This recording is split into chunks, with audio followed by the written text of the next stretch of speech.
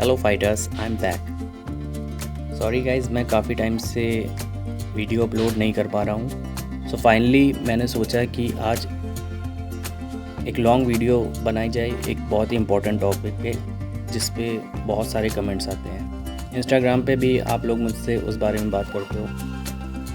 यहाँ पर बहुत से लोग ऐसे हैं जो प्रिपरेशन कर रहे हैं गवर्नमेंट जॉब की, नीट, या फिर वो स्टूडेंट हैं और अच्छे मार्क्स लाना चाहते हैं, बट इस वक्त उनका सबसे बड़ा दुश्मन ओसीडी है।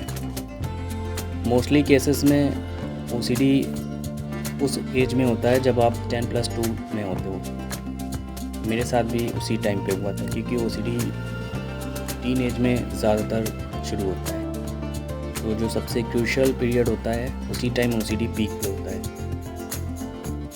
तो इन्हीं सब वजह से मैं ये वीडियो बना रहा हूँ। हालांकि मैं इस पर एक ऑलरेडी वीडियो बना चुका हूँ, आई थिंक 3 या 4 साल पहले। बट आज मैं फिर से जो लोग नए जुड़े हैं उनको नए तरीके से समझाने की कोशिश करूँगा, और भी कुछ चीज़ें इसमें ऐड होंगी। जब मैं ये वीडियो बनाने की सोच रहा था तो मैंने व्हाट्सएप पे मेटा एआई से कुछ पूछा था, वो आप स्क्रीन पे देख सकते हैं।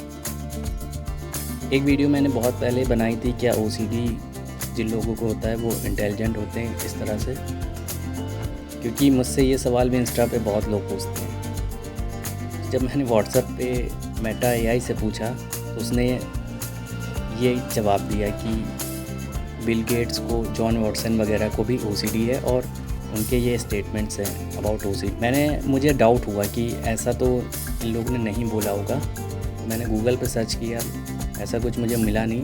हालांकि इन लोग ने बात ज़रूर की है उस बारे में, कुछ उससे रिलेटेड है, बट एग्जैक्टली ये स्टेटमेंट नहीं है। अगर ओसीडी को मैनेज करना चाहते हो तो आपको ओसीडी के पैटर्न को समझना होगा। ओसीडी हमेशा एक ख़ास तरह के पैटर्न से आपको विक्टिम बनाता है या आप पे हावी होता है। आप अगर वो समझ गए तो आप उससे निकलने का तरीका भी समझ जाओगे, वो भी मैं आगे बताऊँगा। तो 3 स्टेप्स हैं ओसीडी जो फॉलो करता है आपको विक्टिम बनाने के लिए। स्टेप नंबर 1, आपके दिमाग में अनवांटेड थॉट्स लेके आता है। अनवांटेड थॉट्स सभी को आते हैं, यहाँ तक के कॉमन है। बट स्टेप नंबर 2, ओसीडी आपके दिमाग को लॉक कर देता है। अब थॉट आते तो हैं लेकिन जाते नहीं हैं, वो दिमाग में ही घूमते रहते हैं। लास्ट फाइनल स्टेप ओसीडी का ये है कि वो बोलता है कि अगर इन थॉट से छुटकारा चाहिए तो कोई एक्टिविटी करो वो जो कहे।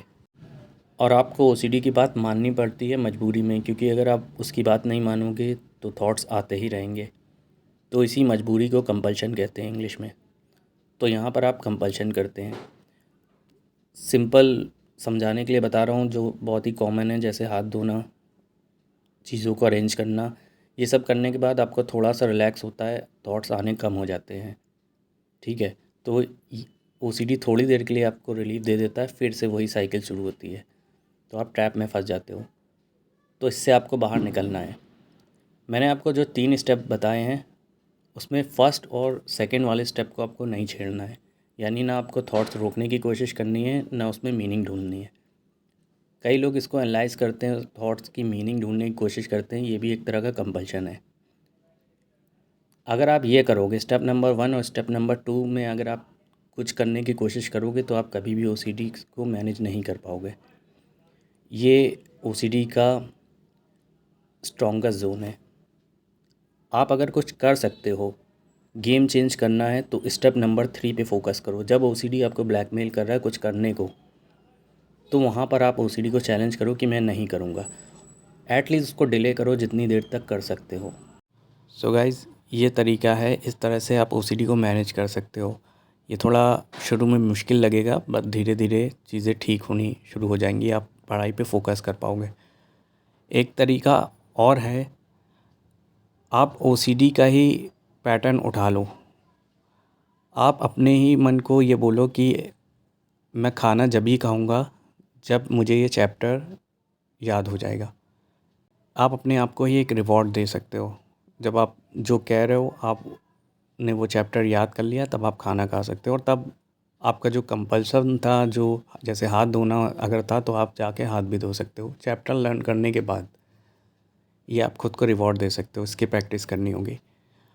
जैसा कि मैंने पहले बताया था, बहुत से लोग थॉट को एनालाइज़ करने लगते हैं, जो कि मैं भी करता था। तो मुझे एक बात समझ में आई कि मैं ये मीनिंग तो कभी भी ढूंढ सकता हूँ, एनालाइज़ तो कभी भी कर सकता हूँ। ओसीडी तो मुझसे कभी भी दूर जाएगा ही नहीं, बल्कि मैं जितना पीछा छुड़ाना चाहता हूँ इन थॉट से उतने ज़्यादा आते हैं। तो ये थॉट्स तो मुझे आते ही रहेंगे, तो इनको एनालाइज़ करने के लिए मेरे पास पूरा टाइम पड़ा है। अभी मुझे बस इस बुक पे फोकस करना है। तो इस तरह से आप कर सकते हो। आई होप आपको इस वीडियो से कुछ रिलीफ मिला होगा, कुछ समझ आया होगा, कुछ हेल्प मिलेगी। आप कुछ और ऐड करना चाहते हो तो कमेंट में कर सकते हो। वीडियो अच्छी लगी तो अपने दोस्तों के साथ शेयर कर सकते हो जिनको इसकी ज़रूरत है, और लाइक भी कर सकते हो। जल्द ही मिलते हैं दूसरे वीडियोज़ में। So come on OCD fighter, let's beat OCD together. Thank you very much.